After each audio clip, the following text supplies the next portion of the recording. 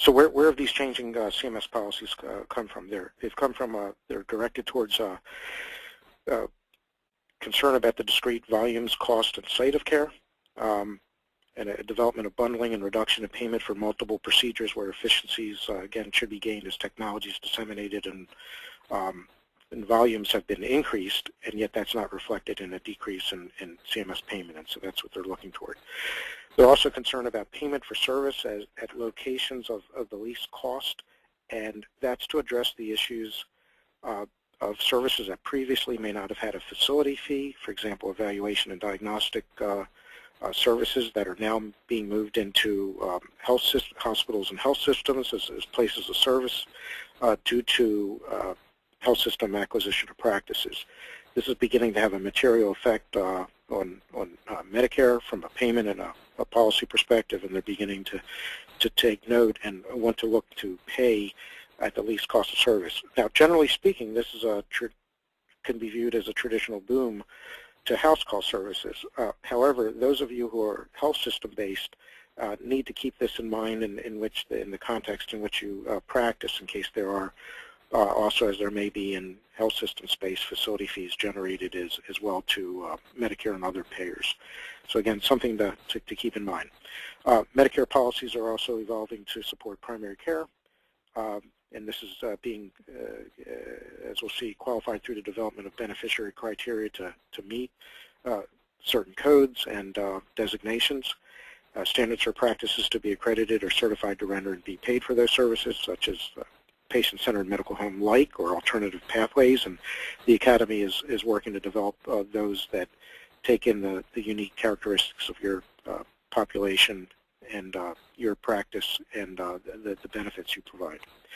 This is part of a general shift from the volume to value, and again, as we saw that the reform proposals include the alternative payment models, the medical home, in reference to shared savings programs, and ideas of the like IEH demonstration and ACOs that are in the CMS Innovation Center.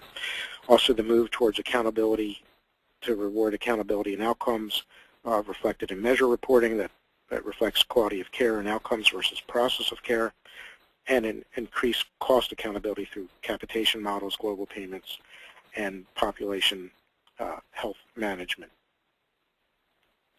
So with this background of not only the fee schedule for now, but what does this mean in terms of the context and the policies that we've just reviewed that drive your practice decisions? You need to consider where's my practice in the national context that we just reviewed, and where's your practice in terms of your local market? And for some of you, do you participate in multiple markets, which would make this a more complex analysis as well? What's your practice capacity and orientation? What is your capital in a sense, working funding? Are many of our practice, many of our members, it's professional services and it's pay-as-you-go operations. We have to start to think about those resources and these issues as this payment environment and policy environment evolves. What is your staffing and recruitment? What is your opportunities to staff other and recruit other professionals? What's your ability to recruit and retain administrative staff to help along many of these issues that may become part of the standards of practice for certain services and payment models in the future? Electronic health records and other technology to support your services that will be required, and the 24/7 access, et cetera, and your practice style. These are all things to consider, and we will help you with these through webinars and resources throughout the year. And then finally, where's the best value for your practice? What markets and payment models best support your practice configuration, capacity, and strengths? So this could include the traditional fee-for-service model and current reporting programs or the exemptions to those programs. This could include participation with Medicare Advantage programs, with Medicaid managed care programs that are growing across the states. This could include a focus on transition care management and health risk assessments. This could evolve into chronic care management and concepts and development of the medical home, again with standards to be met. And then at the furthest end, the participation in alternative payment models, shared savings models, global payment, and population health management, and with each has their requisites. And we have Academy members who are successful examples of each. Some are only practicing essentially in one model. Some are involved with multiple models. And again, your market and your capacity will inform your decision making. Again, we'll help you with each of these. We'll have a webinar later in the year that will include presentations of data and your value to various markets, so that you can engage in successful discussions and negotiations with them. Turning to the requirements that we expect to see for chronic care management, these include, again, electronic health records use, and these are similar requirements that we would expect to see with the SGR Medicare payment reform models as well. Electronic health records used in exchange with hospitals, community-based providers, and patients. Plan of care approaches, documentation for each patient. We'll hold a webinar next month on the basics to plan of care, and then have one on more advanced plan of care approaches and use with systems at the end of the year. These models and centers may include some risk stratification approaches and tools. The Academy has some resources posted and available for you for risk assessment. These approaches require 24/7 access and relationships with those involved along the continuum of care for managing and tracking your patients. And also at the end of the year, again, that we will have a webinar on developing those relationships. We'll also have a webinar specific for nurse practitioners and PAs regarding practice organization and challenges and opportunities. The chronic care management codes and the reform proposals would include reporting of measures and outcomes as we have in place now, team-based care, and then these two are more of my footnotes that, again, would require policies and procedures to support and document that services will be paid and related compliance programs. And then finally, these are something you want to keep in mind, and again, we're asked about are policies and procedures and compensation systems to support and reward population health management in these approaches versus discrete productivity and rewards based on RVUs or volumes or encounters, et cetera. So the Academy has advocacy and resources in place for you, the webinars, and we are working diligently on your behalf in the policy arena to support your activities along Medicare coverage and payment, the Medicare fee schedule rulemaking process, and as we mentioned, the legislative process in place regarding the SGR and payment reform.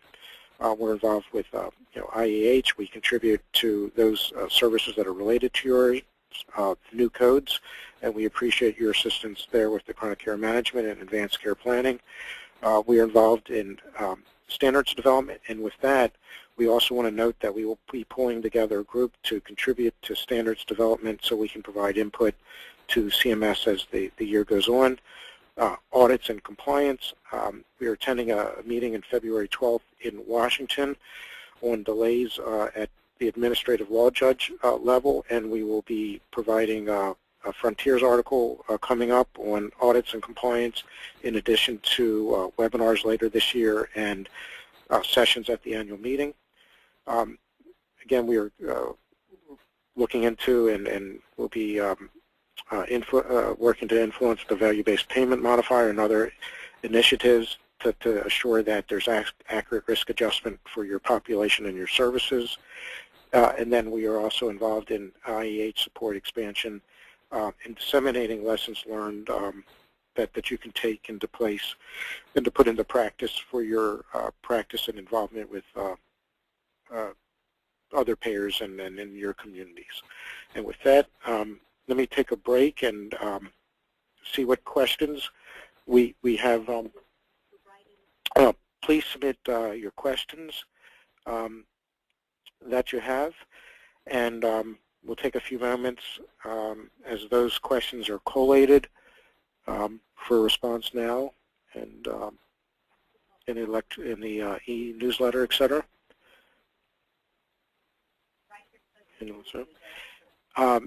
And while that's occurring, okay, we'll take some questions and then do want to provide a couple compliance highlights before we end this afternoon. Please write your questions on the dashboard that's available to you, and feel free to submit them now.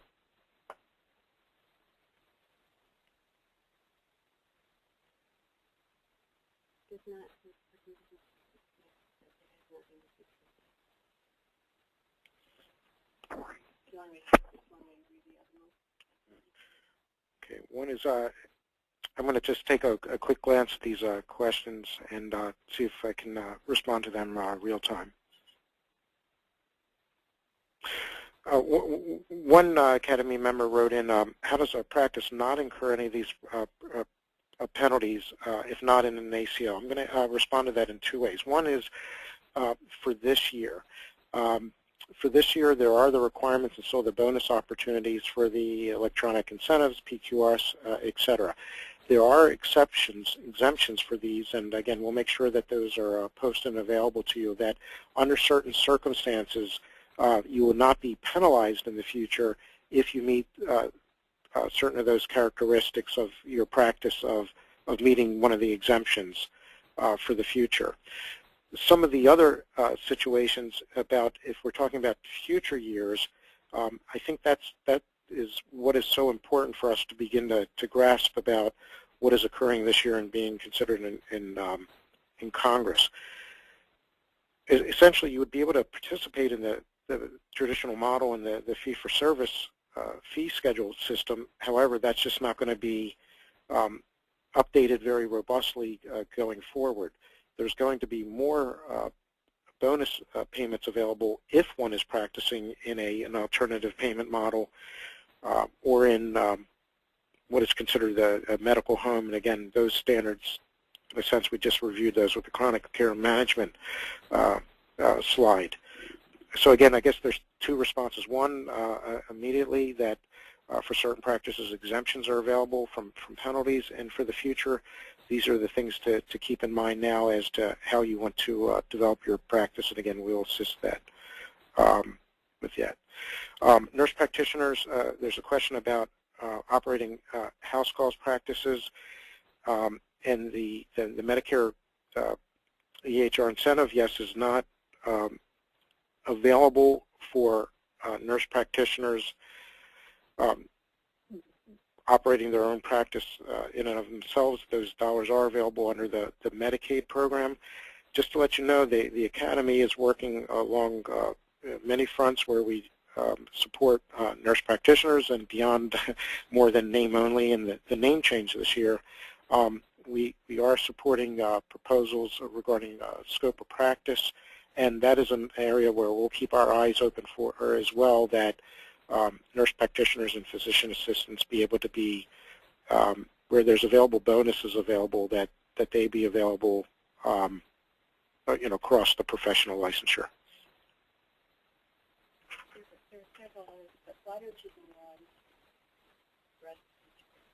Okay, let me just highlight three areas of compliance relating to the evaluation and management codes themselves, as these have appeared on the listserv, and I received them also by phone and email.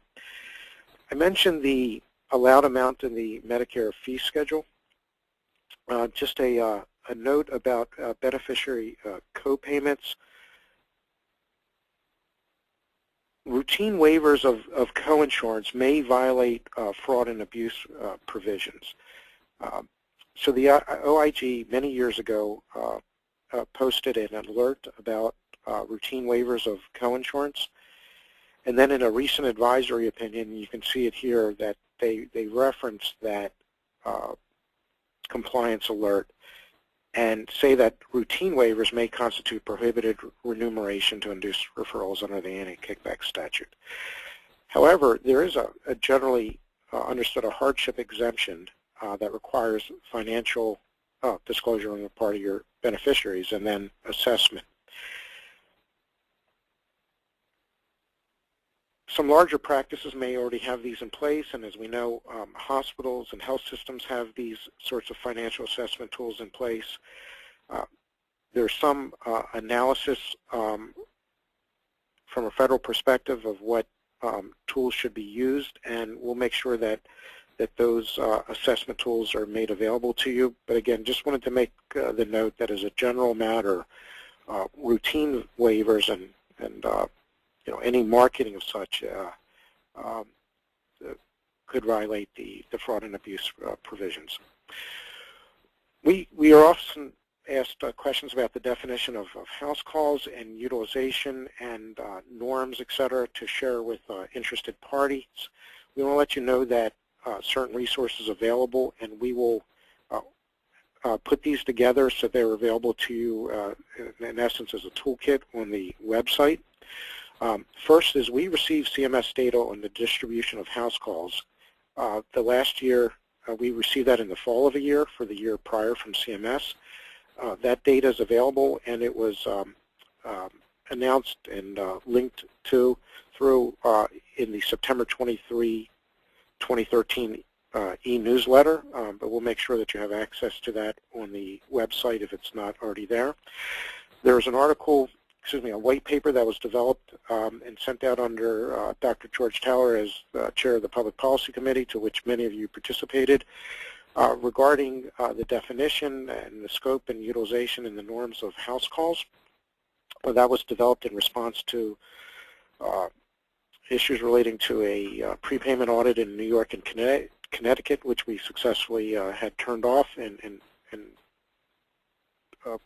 due in part to the assistance of you in developing this white paper. I want to make just let it be known that that's available, and again, we'll have that posted as a resource for you to describe the range of practice of house calls.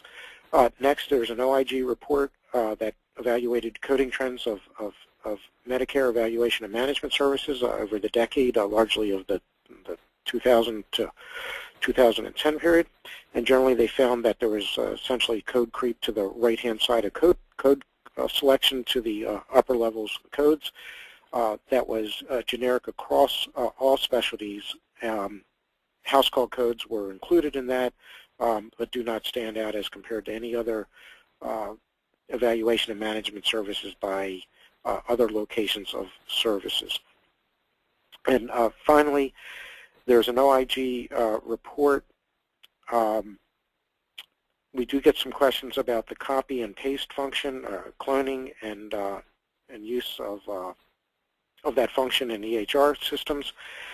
There's a very current report from from this year that again we have linked here, and I'll post to the website, that the OIG is concerned that CMS and its contractors do not have in place enough tools and resources and oversight of how copy and paste, in a sense cloning, could increase coding levels and make it look like services were provided when they may not have been rendered. That's the cloning, and also support over documentation. So as you adopt and use systems, keep this in mind, that the scrutiny of electronic health records and the use of those functions will probably increase in the future. Make sure that you have audit trails in place in terms of essentially signature and date stamps of who's gone into records and changed them and when, in terms of audit logs, whether that's U.S. clinicians or staff, as that's one of the signals or issues that that OIG is recommending to CMS to make sure that they are evaluating. One other aspect that we've been asked about a few times recently, and again, we'll have information available under a heading is about covered service and billing patients for non-covered services. We'll make resources available about the advanced beneficiary notice available to you when is that to be used when services that are may not be or never covered under Medicare. That the beneficiary, in a sense, has informed financial consent to receive those services and for you to be paid for those services directly by the beneficiary. Extra fees and fees that may be outside of covered services of the Medicare program and fee schedule. Referencing here an OIG alert to be aware of when you are charging patients for those services. And the next article here is a roadmap that OIG has posted, and again, we'll post to the site. Beyond fraud and abuse provisions, an overview in general, there is a particular page on extra fees and examples of what may be considered covered services that some may be disaggregating and charging for individually. And then finally is the reference to the compliance program for physicians and small practices that was discussed in the webinar last year and will be discussed again this year.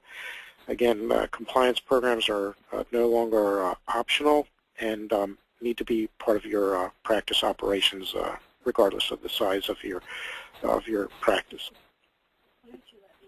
I'm going to turn things over to Constance Rao, Executive Director, and she has a response to a couple of your questions as well. Hi, everybody. I'd like to give Gary a chance to take a look at a couple of specifics while I fill in the blanks on a couple of others that I know the answer to. One question was, what about assistance with HCC learning? There is going to be another webinar later on this year where we will further delve into HCC scoring. I think most of you know that Bruce Kanosian did an educational session, and those slides are available to you as a baseline, so if you need those before the webinar, just let us know.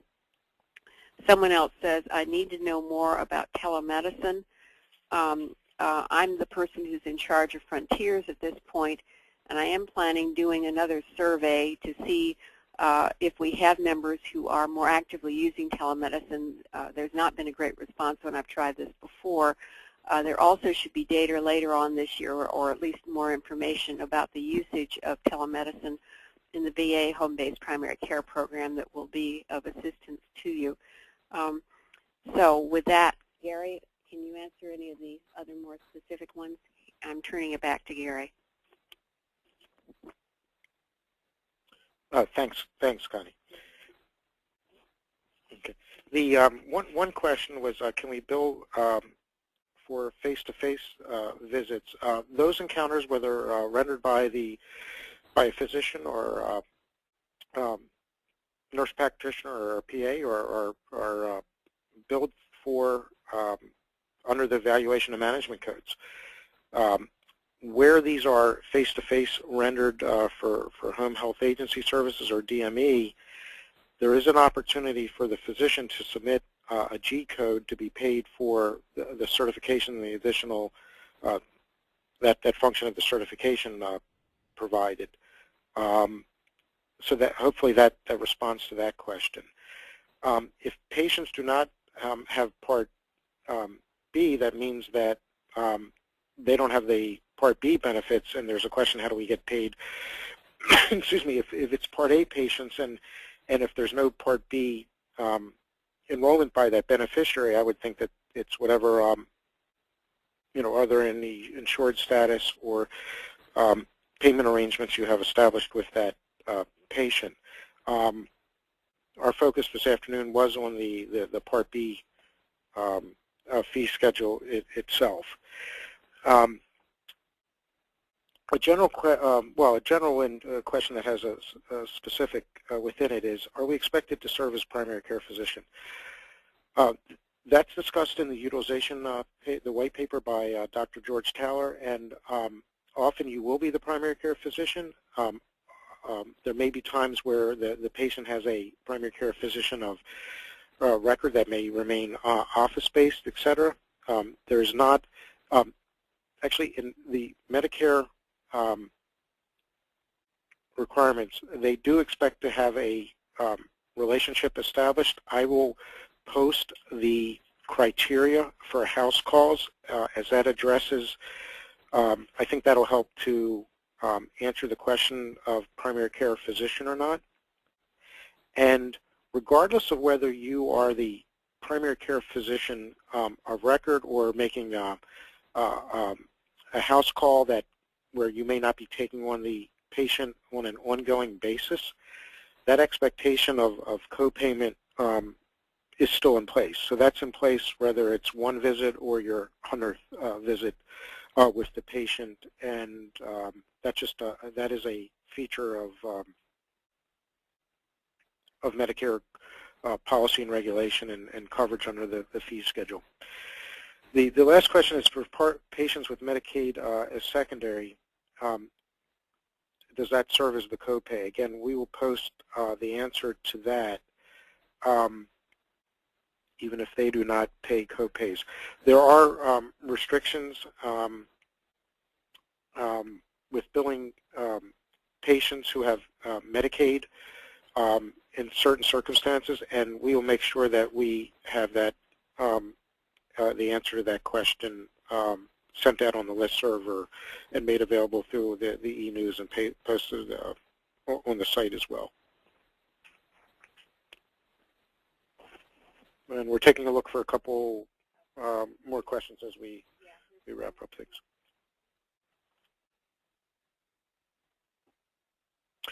This one I want to take a look at. Can a nurse practitioner, if it's be paid for signing plan of cares for hospice as the attending? That's not top of mind right now. Let me take a look at that question and again post the response. And again, any individual questions you want to send in, it's gary.swartz@aahcm.org as well.